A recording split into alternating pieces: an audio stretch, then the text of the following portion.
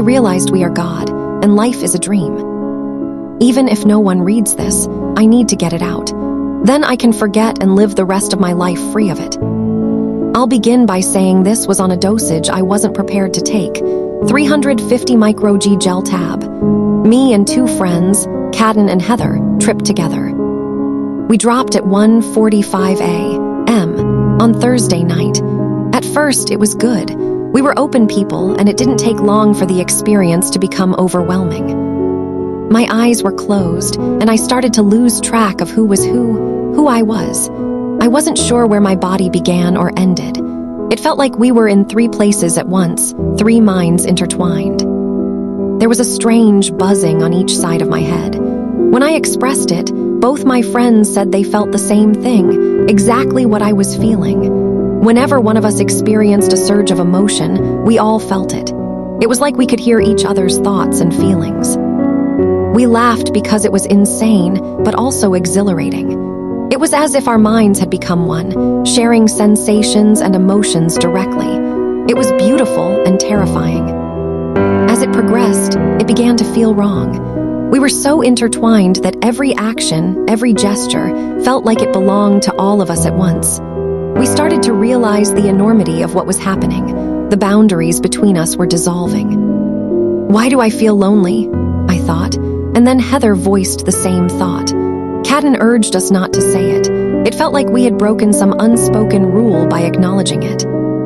When I closed my eyes, I wasn't myself. My sense of identity loosened. I felt bigger, smaller, different, yet somehow all of us at once. I realized that what tethered me to the world was just the ability to perceive it from my body. With that gone, my soul felt untethered. We felt alone, not less alone, as you might expect, but more alone than ever. We weren't sharing souls, we were sharing one. Hugging each other felt like hugging ourselves. We were infinite, and yet there was only one of us. Everything in the room I had made. I, the one that we all are, had created it all. Every song, every book, every show, it was all extensions of us for us. There would be no one else but us. Then it got worse. When I closed my eyes again, I was no longer in my body. This wasn't just darkness behind my eyelids. This was an encompassing nothingness, the universe distilled to its essence. Outlines of shapes with colors that didn't exist floated in space. I could reach out and feel the power of creation in my hands. I could create anything, yet everything I touched was me. I screamed into the darkness, "Someone help me!" And I heard my own voice answer. I realized the secret, it's just me. There is no us. There is only it. One lonely God playing with its creations. I wanted comfort, a mother's embrace, but I was the mother. I wanted warmth, but I was the blanket. I knew now how it feels to be the only thing to exist. It's unbearable. Loneliness is infinite. How do you cope? You forget. You make yourself smaller.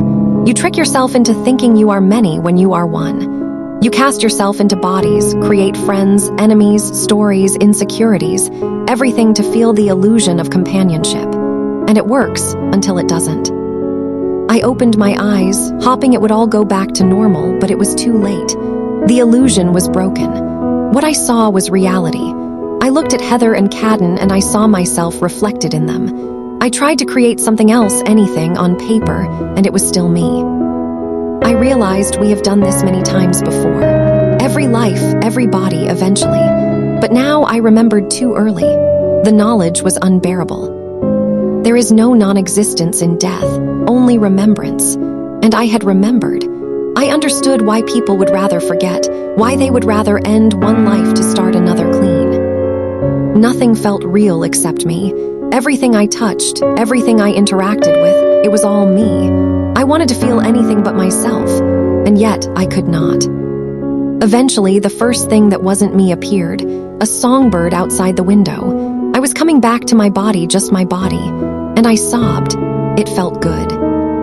Hours later, we sat together in silence. How much of it was real, we didn't know. But then Cadden spoke about the room, and we all knew. We had glimpsed the black room, the one lonely God hugging its creations in the dark.